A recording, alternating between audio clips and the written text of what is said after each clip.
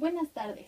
La jurisprudencia de reciente publicación con número de registro 2013-718 lleva por rubro responsabilidades administrativas de los servidores públicos, el artículo 21, fracción quinta, de la Ley Federal relativa que permite la suspensión temporal en el empleo y la retención de percepciones debe interpretarse en el sentido de que el órgano interno de control prevendrá un ingreso mínimo para la subsistencia del servidor público durante el procedimiento respectivo, hasta en tanto no se dicte la resolución administrativa que determine aquellas. Todo eso es el rubro, no lo olviden. Este criterio jurisprudencial, el cual ya es de aplicación obligatoria, señala que en concordancia con los principios de presunción de inocencia y derecho al mínimo vital, previstos en diversos artículos de la Constitución, así como de la Convención Americana sobre Derechos Humanos, que potencializan significativamente la protección de la dignidad humana, se concluye que el artículo 21, fracción quinta, de la Ley Federal de Responsabilidades Administrativas de los Servidores Públicos, en cuanto permite la suspensión temporal en el empleo y la retención de las percepciones del servidor público que es investigado, resulta conforme con el texto de la norma fundamental, particularmente con su artículo 113, siempre y cuando se interprete en el sentido de que la autoridad administrativa sancionadora contemple en el acuerdo de inicio de procedimiento de responsabilidades garantizar el derecho a un ingreso mínimo para la subsistencia del presunto responsable. De ahí que en forma simultánea habrá de determinar la cantidad que le otorgará para cubrir sus necesidades básicas de alimentación, vestido, vivienda, salud, entre otras, la cual deberá ser equivalente al 30% de su ingreso real y nunca inferior al salario tabular más bajo que se cubre en la institución en la que laboraba el servidor público al decretarse la suspensión, dependiendo de la gravedad de la infracción cometida, y que deberá cubrirse hasta en tanto se dicte resolución administrativa en el procedimiento de origen, pues solo en el supuesto que se determine su responsabilidad y se le destituya del cargo de manera definitiva, al haber sido desvinculado de la institución, podrá buscar otra fuente de ingresos. Bien, radioescuchas, es importante recordar que la ley en comento será una ley abrogada a partir del 19 de julio de 2017 por decreto publicado en el Diario Oficial de la Federación el 18 de julio de 2016. Ello se menciona, pues en el tercero y quinto transitorio de dicho decreto señala que los juicios iniciados con anterioridad a la entrada en vigor de la Ley Orgánica del Tribunal Federal de Justicia Administrativa y aquellos que se verifiquen antes de la entrada en vigor de la Ley General de Responsabilidades Administrativas continuarán tramitándose hasta su resolución final conforme a las disposiciones aplicables vigentes a su inicio. En novedades administrativas, Ana María Ramírez.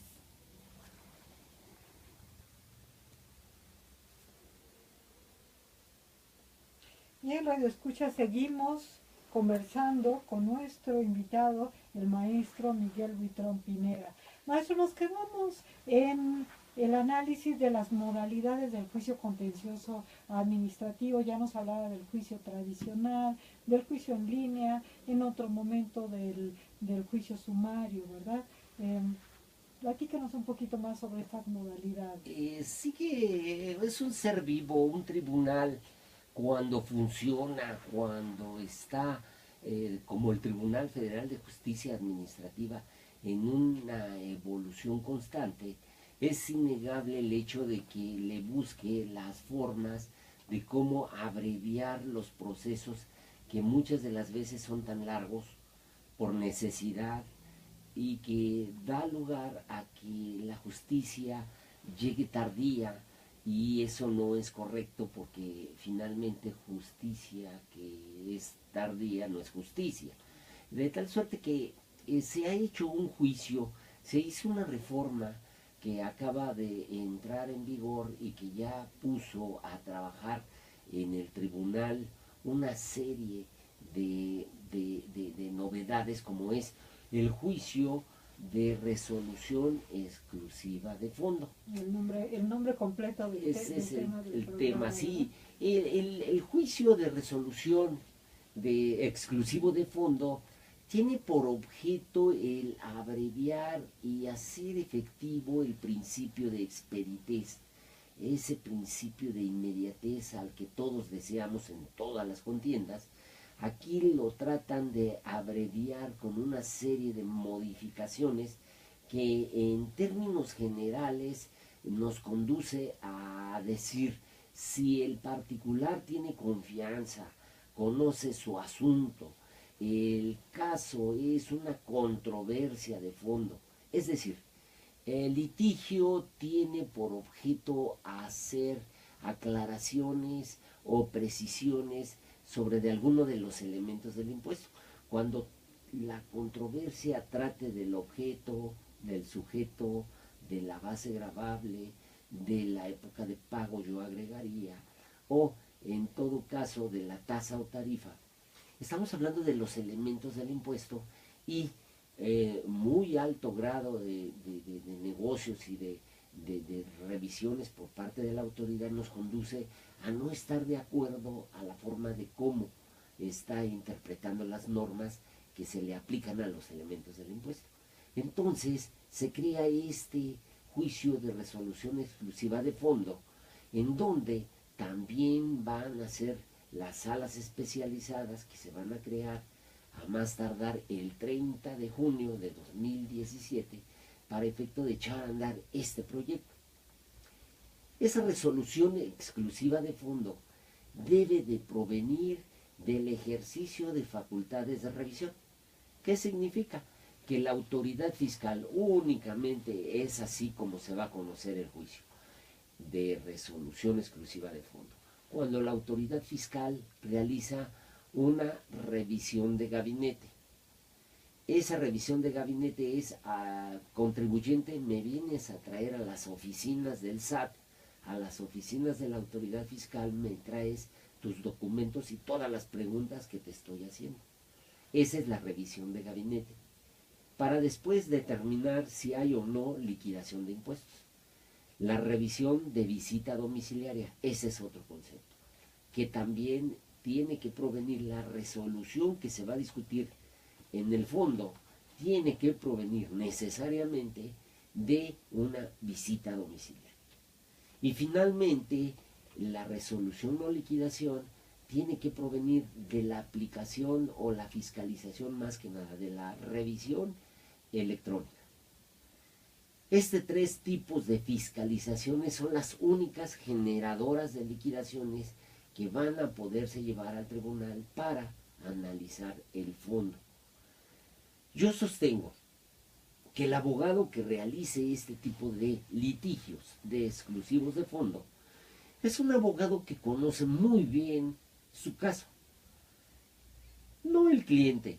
El cliente no va a decidir quién va a ir y qué juicio voy a interponer. ¿No? ¿Qué modalidad? ¿Qué modalidad? No, yo soy el experto, diría el abogado, quien analizaría que tiene certeza que va a ganar el caso porque es un caso de fondo, o tiene certeza de que existe una duda de cuál criterio se va a aplicar sobre de uno de los elementos del impuesto. Y entonces ha sido una evolución en unos aspectos y muchos se duelen, muchos se quejan de que este juicio ya no va a analizar cuestiones de forma o cuestiones de procedimiento. Pero vuelvo a insistir, se va a un juicio de resolución exclusiva de fondo cuando se tenga la certeza de que es injusta o es equivocada la forma en que se está interpretando la ley.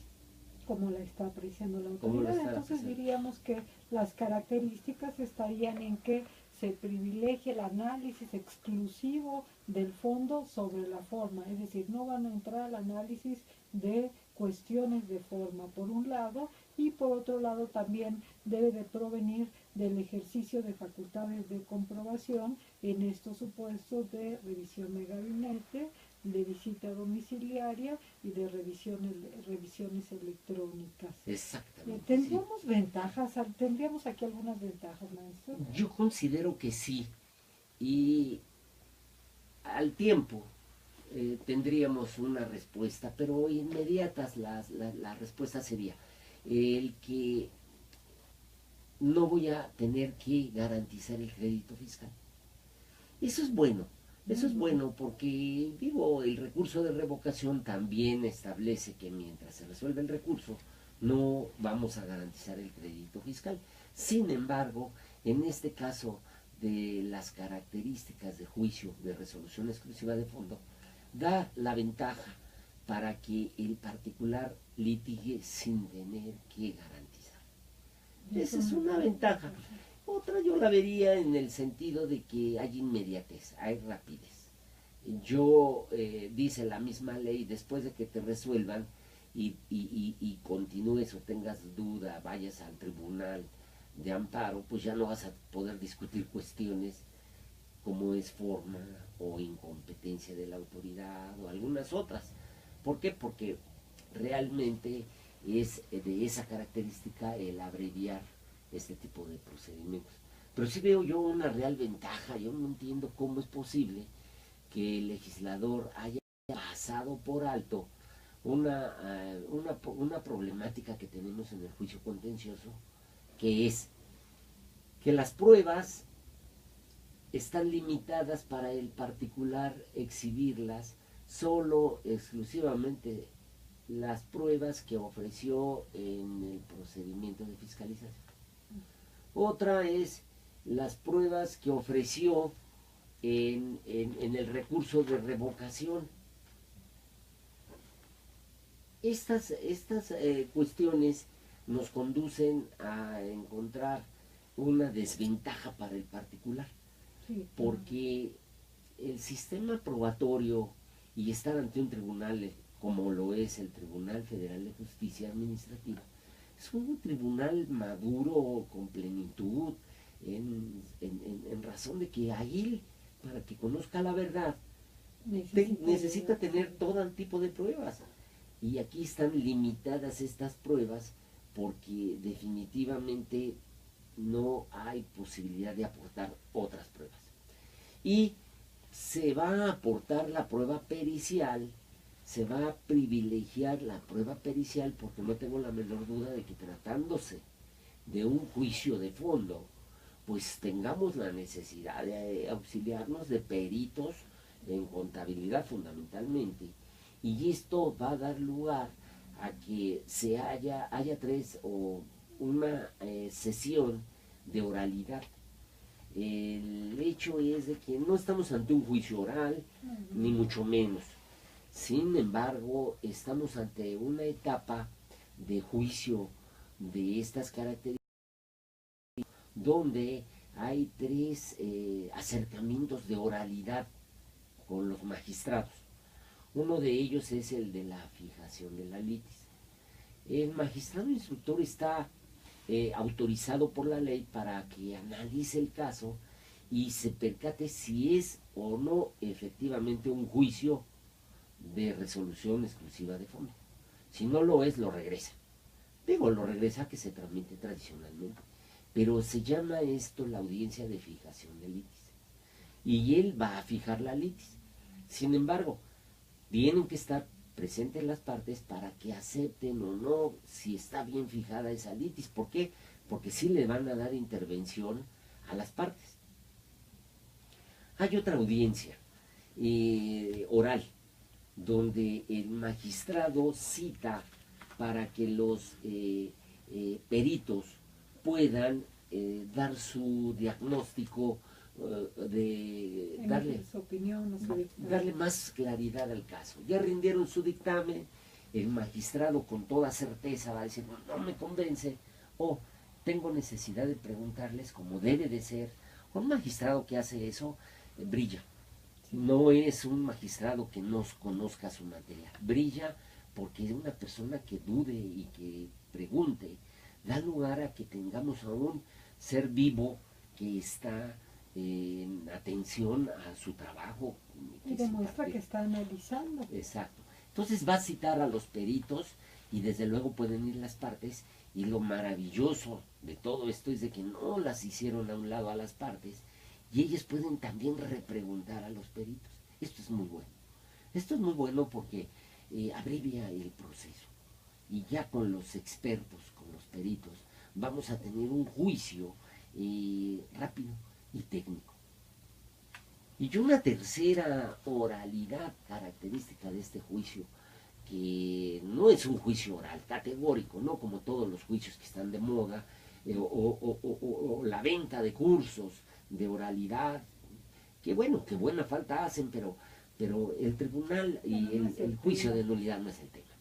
Hay un tercer acercamiento de oralidad, que es si yo quiero ir a saludar al magistrado y decirle cómo va mi caso, pero particularmente cómo estoy, quiero intercambiar con él ideas, le denominamos los abogados alegato de oído. Sí. La ley procura que se cite, se haga una cita, ahora sí no una a la mexicana, el ir sin horario, y el pobre magistrado muchas veces tiene mucho trabajo y lo está uno llevando a conocer su asunto, u otras veces a lo mejor puede estar leyendo su periódico y nosotros surgidos y tampoco nos toman en cuenta. Entonces vamos a tener ahora una cita. Quiero hablar de mi asunto, magistrado. Haga su cita, bueno, todo esto por escrito lo vamos a hacer. Haga su cita, yo les voy a decir la cita. Y van a citar a la autoridad. O la autoridad necesita hablar del caso, pues entonces me van a avisar a mí, me van a notificar para que tengamos una reunión. Entonces, esta audiencia también, que es característica, es una audiencia que le llaman audiencia privada. Vamos a tener esa posibilidad. ¿Cómo podría yo decir qué pasa con un juicio exclusivo de fondo, de resolución exclusiva de fondo? Es apostar a que la rapidez, el buen criterio, el caso que sea muy claro, se lleve ante un magistrado, ante los magistrados, para que puedan resolver asuntos que muchas de las veces nosotros, como asesores del contribuyente, pedimos que el magistrado se adentre, que el magistrado nos demuestre que está bien especializado. Es eso.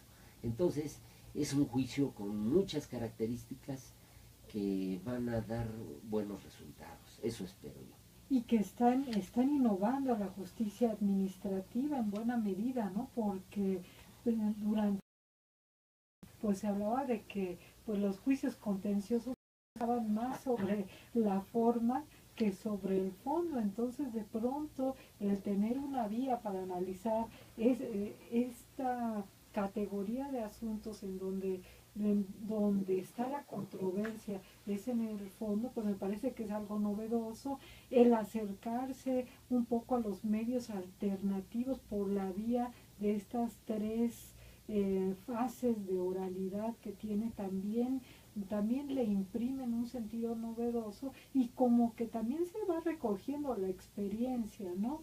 de cómo ha funcionado la justicia administrativa en este contencioso administrativo. Digo, también era clásico o es clásico alegatos de oído, y qué bueno que hoy en día se institucionalice mediante, ya no es si me quieren recibir o si me pueden recibir, ¿no? Sino me tienen que recibir. Y además, yo creo que en las tres fases de oralidad, pues se nota también que las partes deben de centrarse en eso, en el aspecto de fondo, ¿no? En la controversia medular, sin estar por ahí rodeando.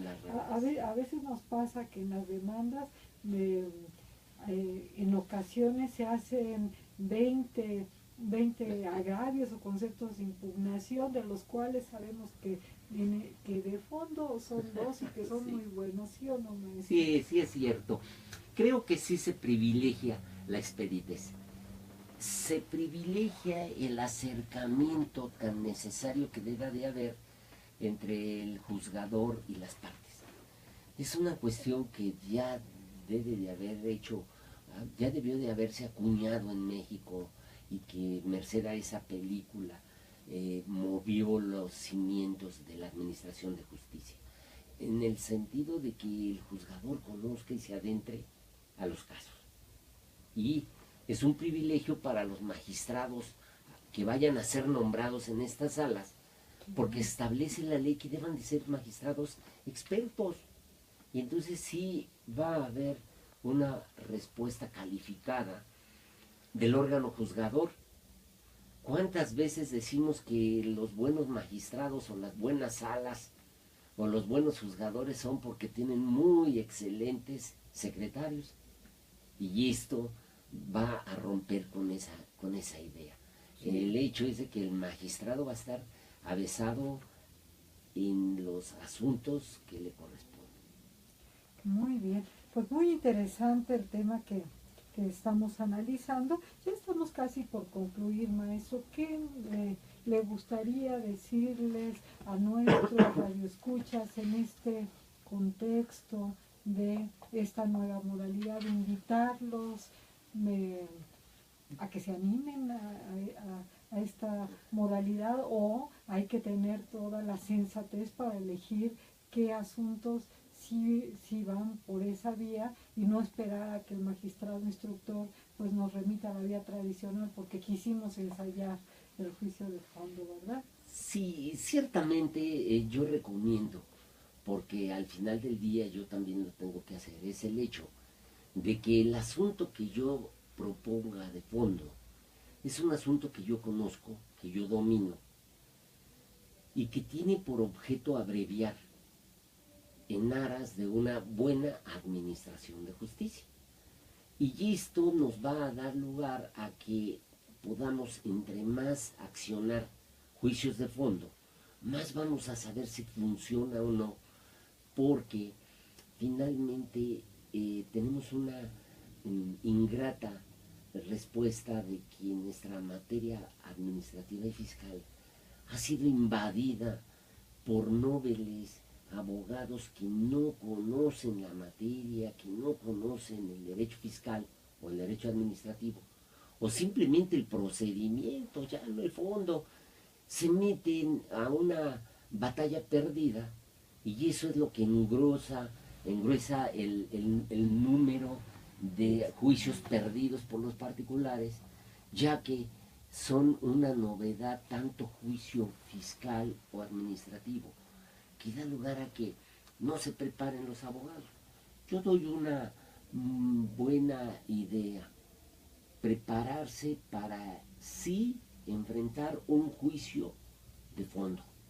El buen abogado que sabe que está bien hecho, ese abogado en materia fiscal y administrativa, sí va a ir a los juicios de fondo, pero hay que estudiar mucho y hay que desentrañar, como lo estamos haciendo ahora, que tiene severas fallas, ya no en lo esencial, sino en la redacción, en muchos aspectos deja demasiado que desear. Entonces yo a mis colegas los invito a que sigamos estudiando y desde luego, ¿por qué no encontrando esas fallas muchas veces hasta lingüísticas o fallas técnicas para que funcione esa institución al final del día? Todos vamos a ser beneficiarios, la sociedad, nuestros clientes, nosotros o todo aquel que necesite que se le imparta justicia fiscal y administrativa. Y todo ello en bien del país en general, ¿verdad? Maestro, pues desafortunadamente llegamos al final del programa. Qué interesante conversar con usted con estos temas. A nuestros radioescuchas, pues nos despedimos por este día y los esperamos el próximo viernes nuevamente a las 5 de la tarde para seguir con este bloque de justicia administrativa. Pues sigan disfrutando de su fin de semana largo.